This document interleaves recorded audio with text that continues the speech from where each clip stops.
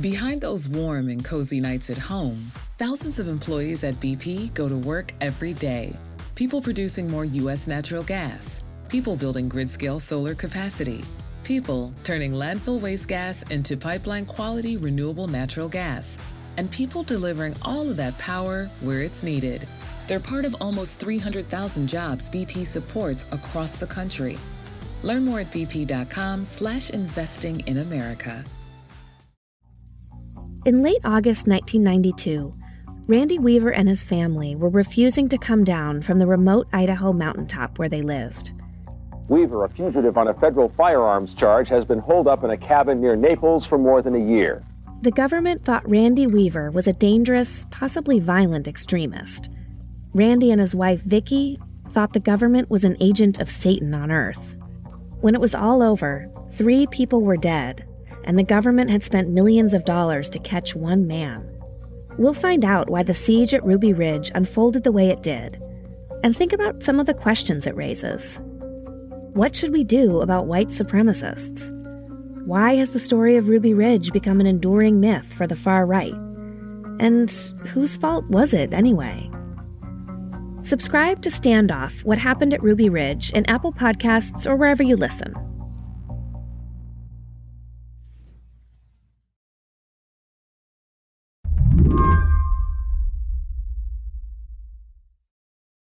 Last April, the Vatican held the funeral of Pope Francis. Verbum Domini.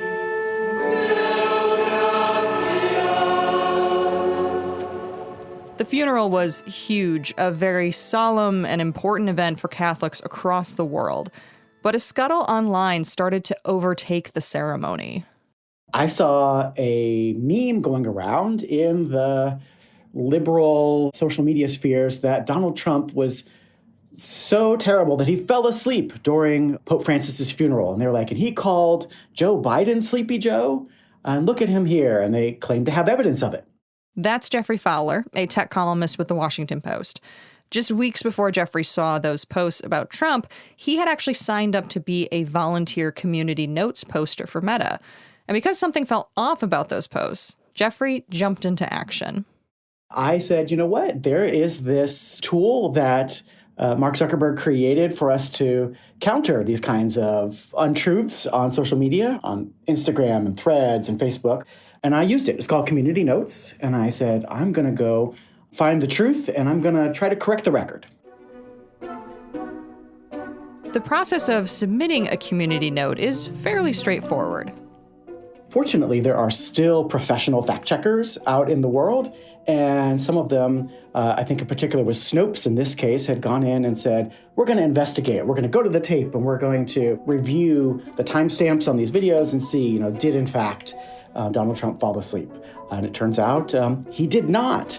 And that these were very selectively chosen images to try to create a false narrative about him. So, after finding a post on one of Meta's platforms claiming Trump drifted off, Geoffrey clicked a button, put in all the verified information he found, and sent it off. The hope was that Meta would add a little banner saying that the original post was inaccurate with his note attached. Did your writing a community note change anything with what Facebook, Instagram, Threads were posting? Not a damn thing. In fact, you can actually still find posts on Meta claiming Trump was asleep at the funeral, and there's no correction in sight. How many community notes have you written since you started 4 months ago, and how many have been published? I have attempted to write around 65 community notes, and for the month of April, the month of May, and the month of June, 0 of them published. But because I'm a very committed journalist, I kept going. And then in the month of July, there were some terrible floods in Texas, and there was a lot of misinformation flying then. And I fact-checked some of that using community notes, and 3 of those did actually end up getting published. But yeah, overall, that makes my rate less than 5% on things that were, I should definitely say, were 100% worthy of fact checks. Meta isn't the first company to crowdsource fact-checking to its users. It's actually taking a page out of Elon Musk's strategy with X. But its platforms, Facebook and Instagram and Threads, are some of the largest and most influential in the world. And as we've seen with X, community notes are not a one-to-one replacement for real fact-checkers. I think it really speaks to the total lack of interest and commitment by Mark Zuckerberg and Meta in kind of creating social media and creating an internet where people can trust the information that they're seeing. They just don't care. Today on the show, Meta started its own volunteer fact-checking project 4 months ago. Surprise, it is not going well. I'm Shayna Roth, filling in for Lizzie O'Leary. You're listening to What Next TBD, a show about technology, power, and how the future will be determined. Stick around.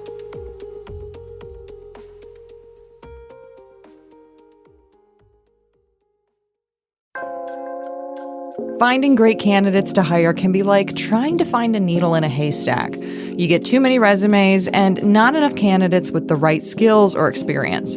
But not with ZipRecruiter.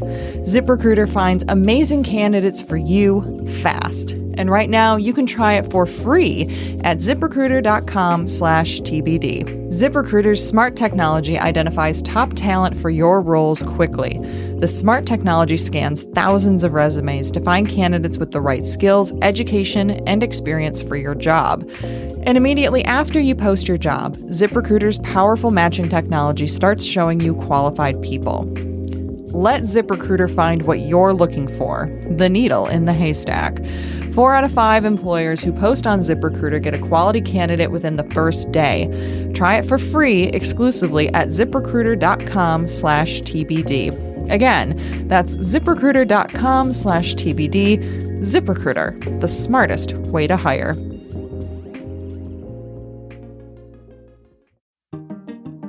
If you're running a business, you know every customer conversation matters. Whether you're a one-person operation or have a large team that needs better collaboration tools, OpenPhone is the #1 business phone system that streamlines and scales your customer communications. OpenPhone works through an app on your phone or computer, and your team can share one number and collaborate on customer calls and texts like a shared inbox. Plus, OpenPhone's AI agent can be set up in minutes to handle calls after hours, answer questions, and capture leads so you never miss a customer. See why over 60,000 businesses trust OpenPhone to manage their business's calls and texts. OpenPhone is offering What Next TBD listeners 20% off of the first 6 months at openphone.com/TBD. That's openphone.com/TBD. And if you have existing numbers with another service, OpenPhone will port them over at no extra charge. OpenPhone, no missed calls, no missed customers. The digital world feels more chaotic than ever. Huge data breaches, AI threatening jobs, foreign meddling, that creeping feeling of obsolescence. It's information overload. I'm Dina Temple-Raston, host of Click Here from PRX and Recorded Future News. Want to understand how we got here and how you can get ahead of it all? Listen to Click Here. We can help you make sense of all the noise, wherever you get your podcasts.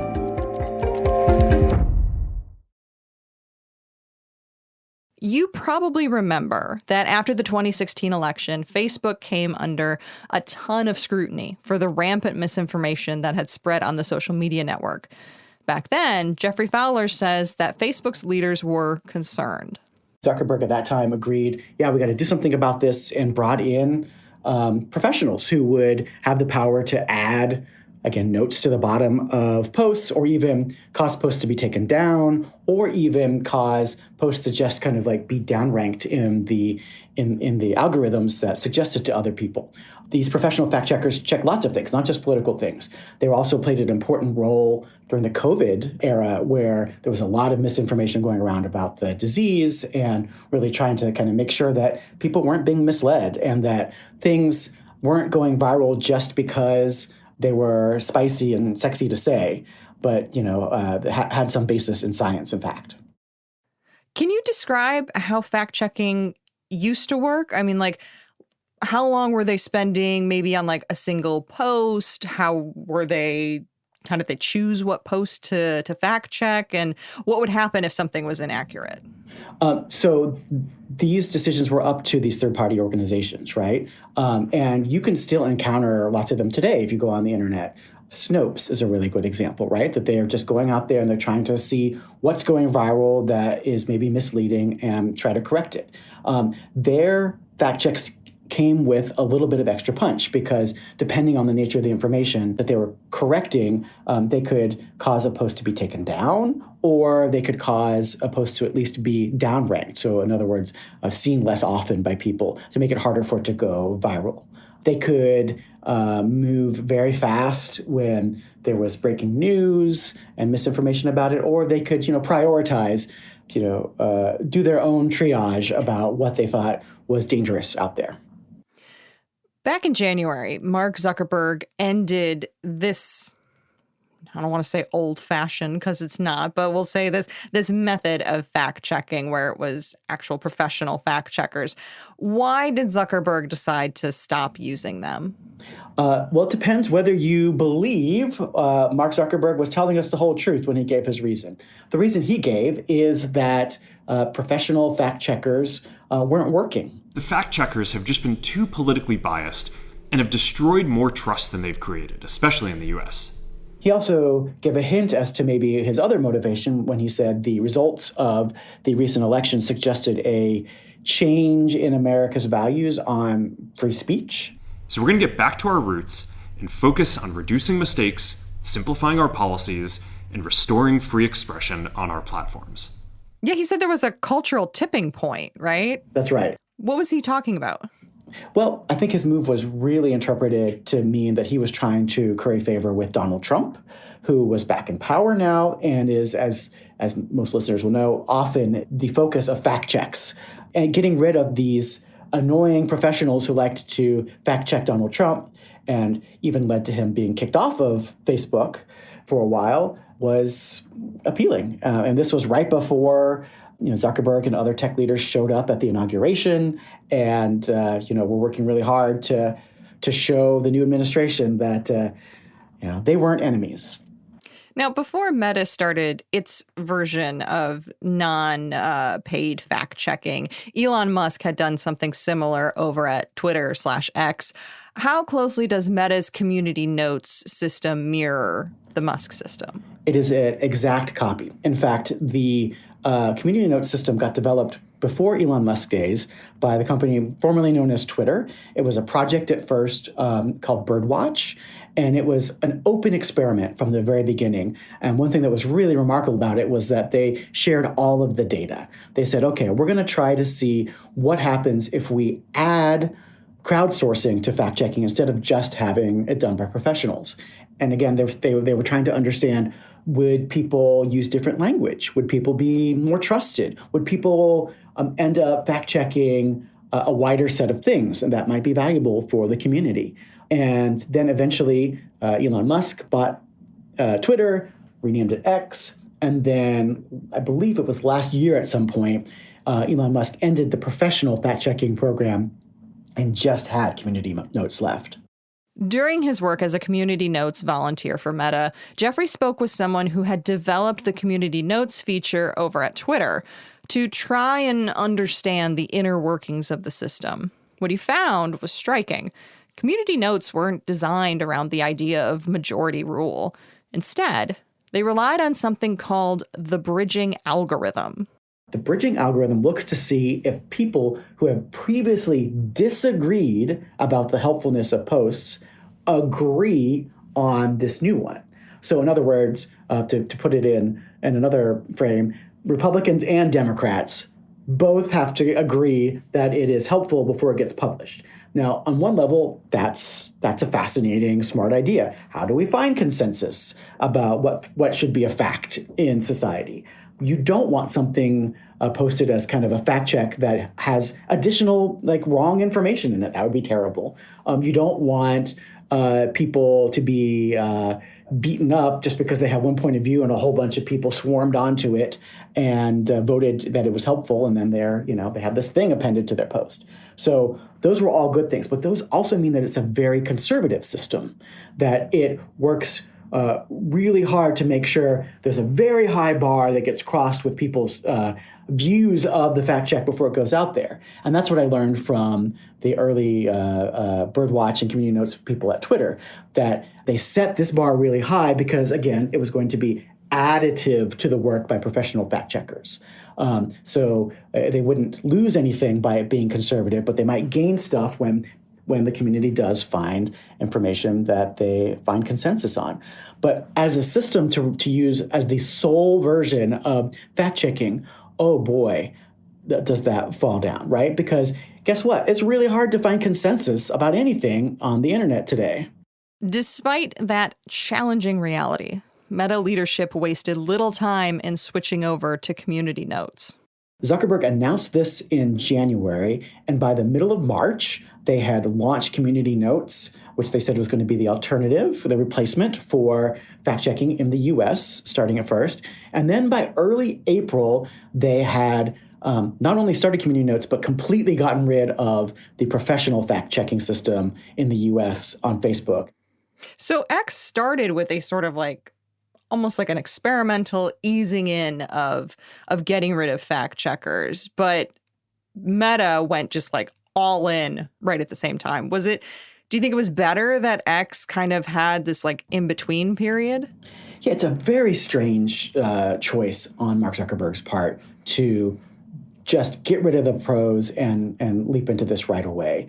Because although, Meta didn't have to develop this system. It was created as open source software by Twitter and then X, so they literally could take the algorithm, take all of the stuff that, all the investment that X has made over a couple of years to try to develop this and plop it into their system. The truth is that these are different social networks. The community on X, the attitude towards accuracy and information on X is different than it is on Facebook and on Instagram and on Threads. And the presumption that you could just plop it out of one and plop it into the other, I think really was one of the mistakes that they made here. But ultimately, was the decision really about trying to find a new way to correct facts, or was it just politically expedient to fire fact checkers? We got to keep going back to that question. Because in a way, I feel sort of bad for the employees of Meta who probably one day got a memo from the head of policy saying, hey, FYI, we're doing community notes now, make it work.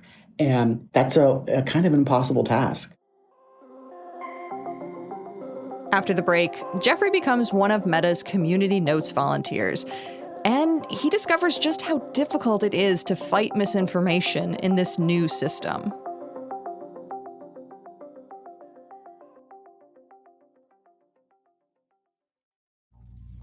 In late August 1992, Randy Weaver and his family were refusing to come down from the remote Idaho mountaintop where they lived.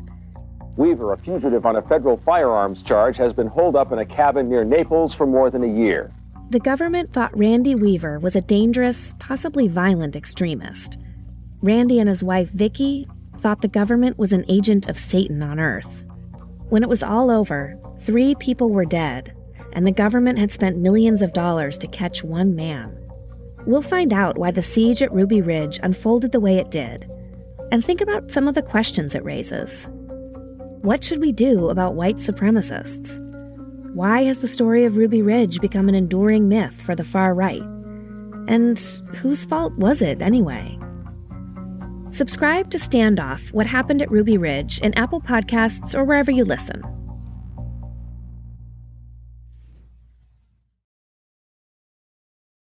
Since Geoffrey has become a community notes volunteer for Meta, he's submitted dozens of community notes, yet most of those have not been made public despite his best efforts. I very intentionally took on topics that went across the political spectrum. I tried to put out community notes that defended Donald Trump. He wasn't actually sleeping at Pope Francis's funeral. I did ones that defended liberal causes. I tried to point out AI generated deepfakes. I tried to correct facts about Hollywood celebrities. I mean, it was really across the spectrum because I didn't want to be the guy who was just hammering one point of view, and maybe that's my problem. But it didn't seem to make a difference because I just couldn't get enough community notes contributors on Facebook, Instagram, and Threads to agree that what I had drafted was useful. Yeah, I mean, one of the hoaxes that you flagged was about an ICE partnership with DoorDash. So let's use that as an example of how this works. Walk me through the process from how you came across the hoax to how your journey with this hoax ended. In that case, I believe I saw that one of the professional fact-checking outlets had posted on their own website a fact check that said, I think that one might have been Snopes again, that they had noticed that there was this image going viral of a DoorDash delivery person being arrested or taken away by ICE, with the context being, and some text saying that, DoorDash was working with ICE to get the delivery folks who work for them.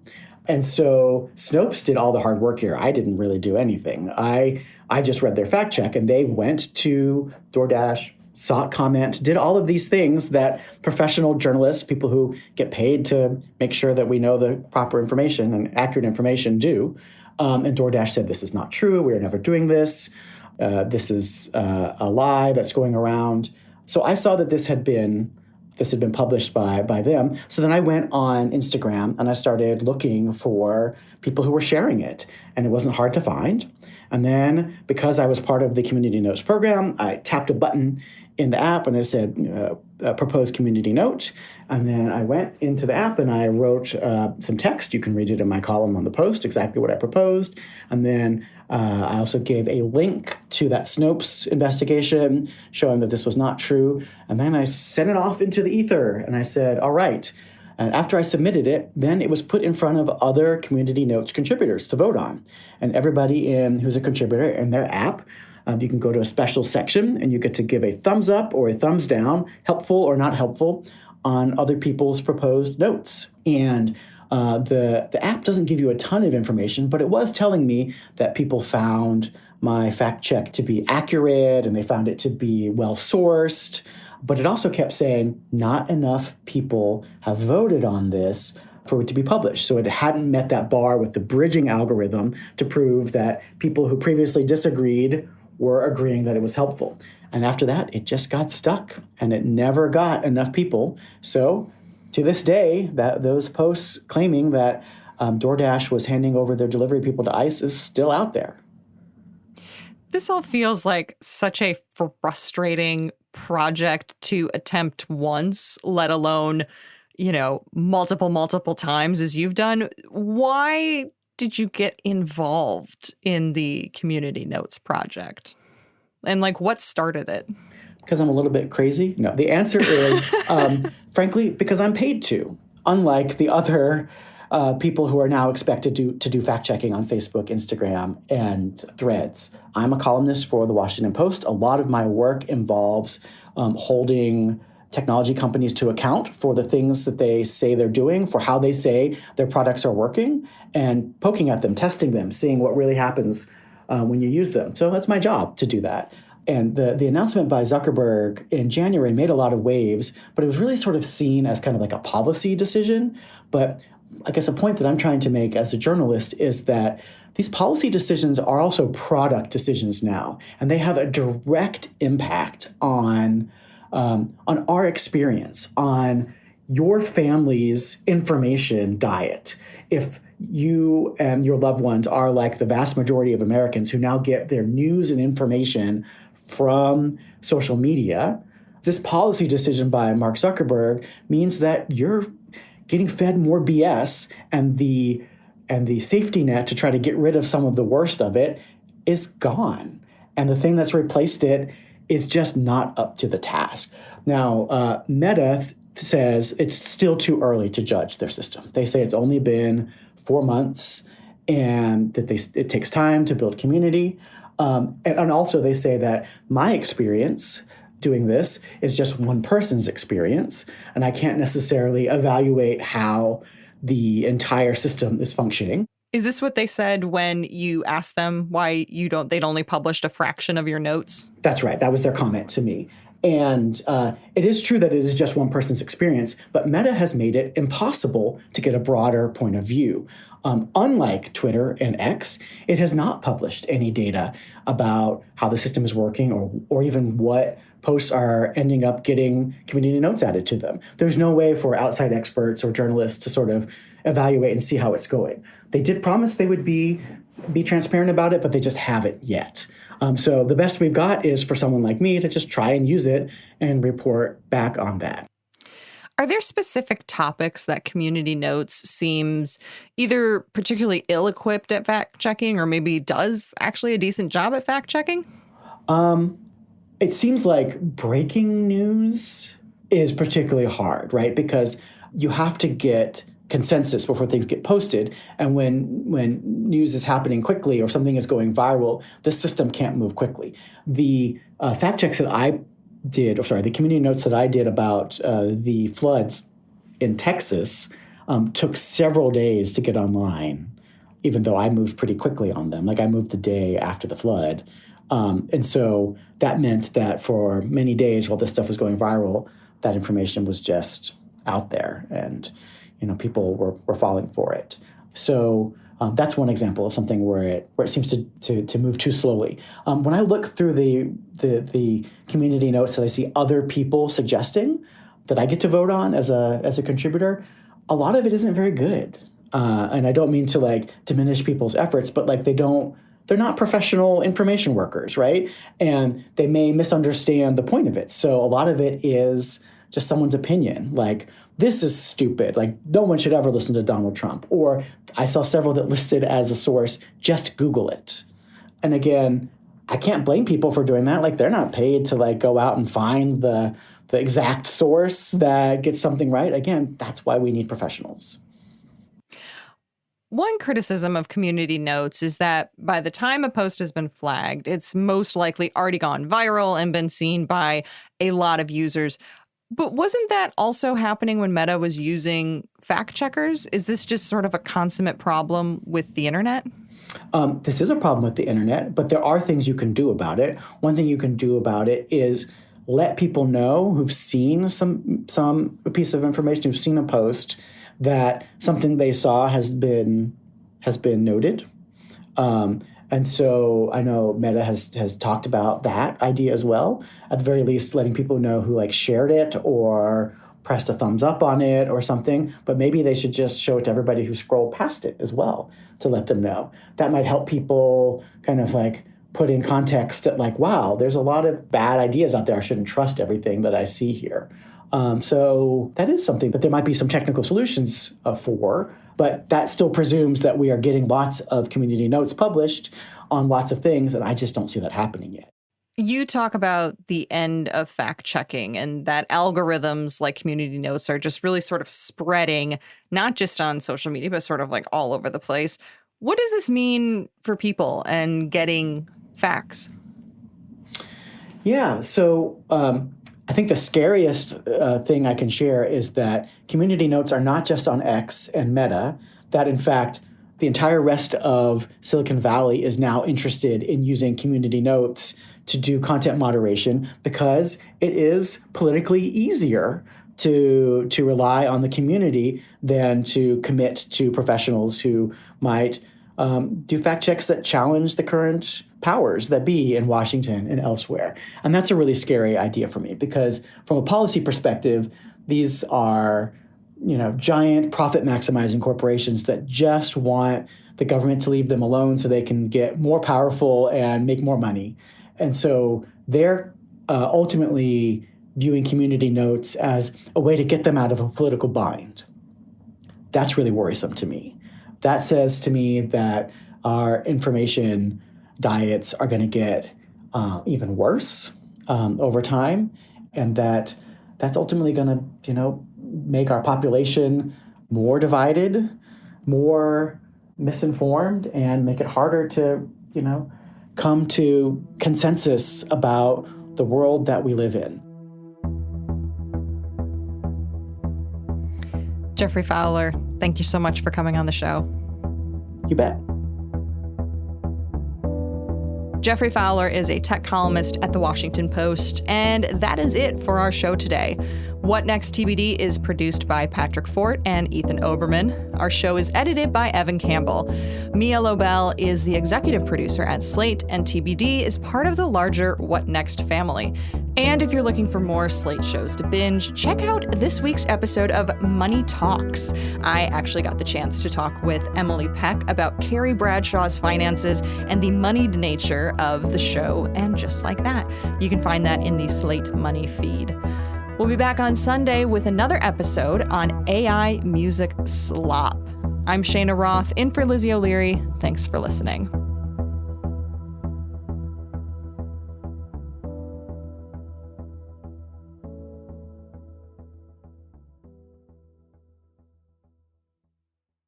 Why choose between the NASDAQ 100 and Bitcoin exposure when you can have both? For those seeking to combine traditional markets and Bitcoin exposure without the complexities of digital wallets or direct token ownership, the OOQB ETF from Volatility Shares may provide a solution. Consider the investment objectives, risks, charges, and expenses carefully before investing. Read the prospectus at volatilityshares.com. OOQB does not invest directly in Bitcoin, but gains exposure through futures contracts. Foresight Fund Services, LLC is the distributor.